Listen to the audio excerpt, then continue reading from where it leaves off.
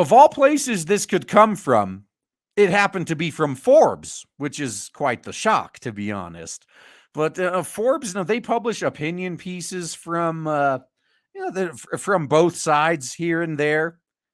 I definitely wouldn't trust them as an organization, but every once in a while they do publish somebody based, like they're doing right now. Fans aren't gatekeeping anything, they're just wary of would-be dictators trying to take over their hobbies. By Ollie Barder. So this guy, he says, I cover gaming in Japan as well as the pop culture here. So he's a Westerner living in Japan, which normally that would be a big red flag for me because there's a lot of wokies trying to infect Japan like this. But this guy, he actually understands the situation. It's great. One of the strangest phenomena that keeps popping up these days is the inaccurate assertion that fans are somehow gatekeeping their hobbies. Firstly, that is actually impossible to do. And secondly, there's more going on here than first appears. That's always the funniest counter argument, right? Whenever gatekeeping comes up, the people who are currently the gatekeepers go, how would you even gatekeep a hobby? What, you think you can stop people from buying it or playing a game? No, but we can do what you guys do. We can take over all the Reddit boards. We can take over all the forums. We can take over every outlet that has the ears of the developers and shut all you guys out. Everyone is welcome to pick up the game and play it, but we're not going to tolerate you besmirching its good name anymore. We're done with that. And we're no longer going to tolerate these fake geeks that show up. Oh, I'm a lifelong anime fan. I just think it would be better if literally everything that makes it good were removed from it. Nah, enough. It's like, nope, banned, blocked, not going to listen to you. We can't stop you from buying the stuff, from watching, from playing, from enjoying the hobby, but we can stop you from having any influence on it. That's the important part. According to Merriam-Webster, a gatekeeper is either someone who tends or guards a gate or a person who controls access to something. The accusation in this instance obviously applies to the latter. Regardless, fans are incapable of controlling access to their hobbies, but before I get to that, here's a bit of fandom history lesson. Picking a specific example in the case of anime, back in the day, many anime were not available outside of Japan. This meant if you wanted to watch something like The Vision of Escaflowne, which was very good, by the way, you joined an anime club, attended its meetings, and acquired fan-subbed versions of the anime on VHS tapes. Yeah, back in the day before the internet, you actually had to know people who copied these freaking VHS tapes. Now, dude, you had setups that took up your whole room just to encode fan subs and copy VHS tapes. And of course, they got worse with each copy. Oh, it was pretty bad. So in a sense, you could say that back then you could have had gatekeepers, but now that everything's available freely on the internet, you can't stop anyone from gaining access to it, like the dictionary definition of gatekeeping, but you can stop them from having influence on the creators of these things. So this meant that people in charge of said anime club could actually gatekeep when it came to a fan's access to anime. Until you find out who else had access to those things. In the decades since, anime such as Escaflowne are now widely available on Blu-ray and also on various streaming services, and not only in Japan, but also internationally as well. Put simply, if you're a current anime fan, then there is no one gatekeeping you from acquiring various anime works and enjoying them as a hobby. You don't need to befriend their higher-ups in an anime club. You just buy it and watch it whenever and wherever you want. But that's not enough for the censors. No, they want to prevent us from being able to do that. They are the real gatekeepers. The same goes for model kit building, video games, pretty much all hobbies out there. Unless there's someone physically limiting access to the host media, gatekeeping is not taking place. So why are certain people complaining that fans are gatekeeping their hobbies? It's obvious.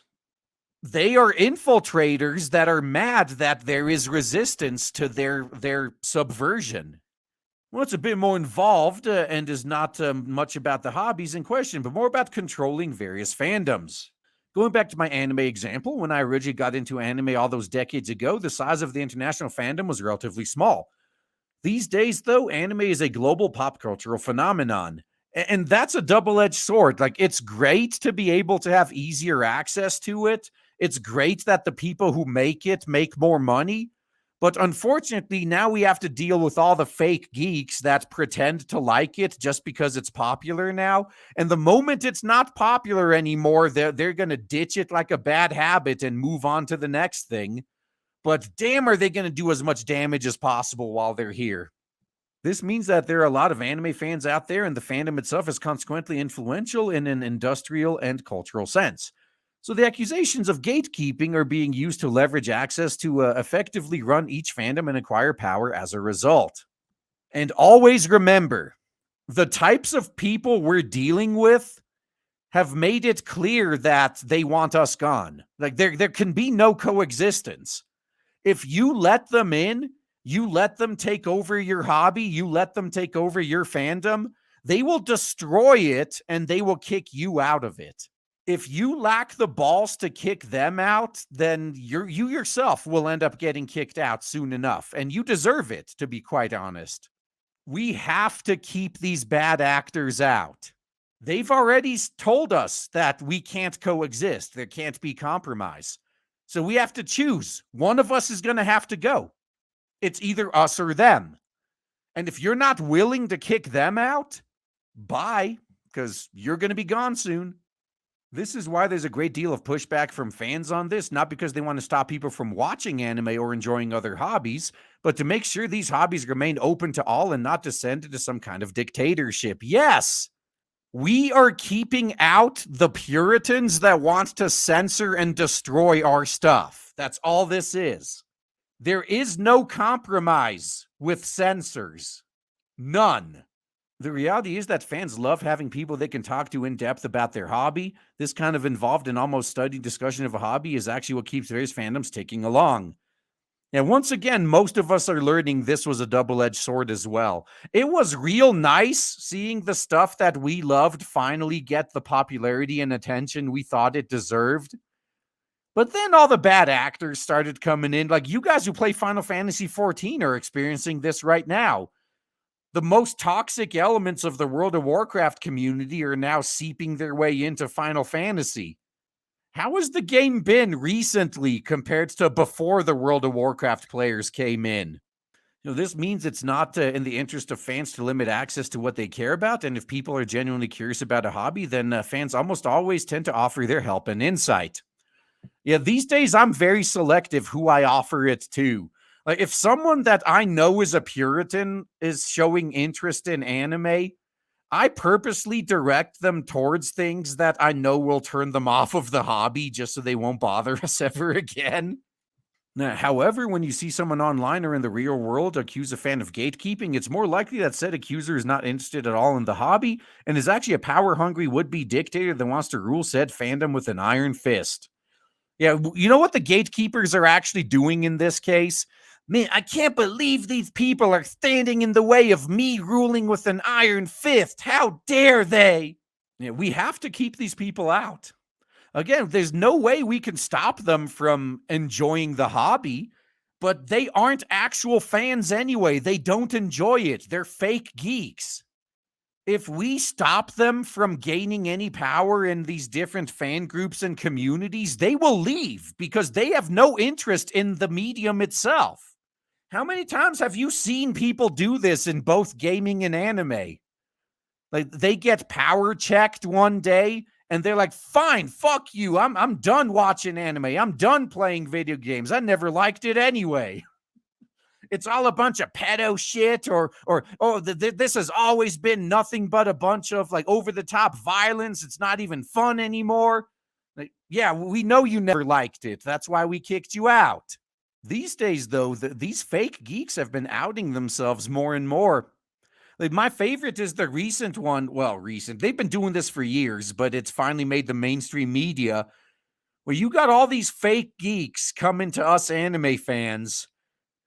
Hey guys, All of you alt-right Nazis who hate alphabet soup characters and minorities, well, I'll have you know that anime has had alphabet soup representation for decades. And look, it's had minority characters too. Like, don't you watch Black Lagoon? Oh, look, there's a black guy. He's one of the main characters. Ooh. Oh, and then there's this political show.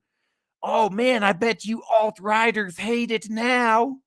And we're just like, we knew that 20, 30 years ago, okay? I'm glad you finally discovered that anime has always been as diverse as you claim to want it to be. But we've known that and we've liked it all these years. But that's what happens when we're dealing with these brainlets, though. They manufacture a straw man of us and assume that's how we are.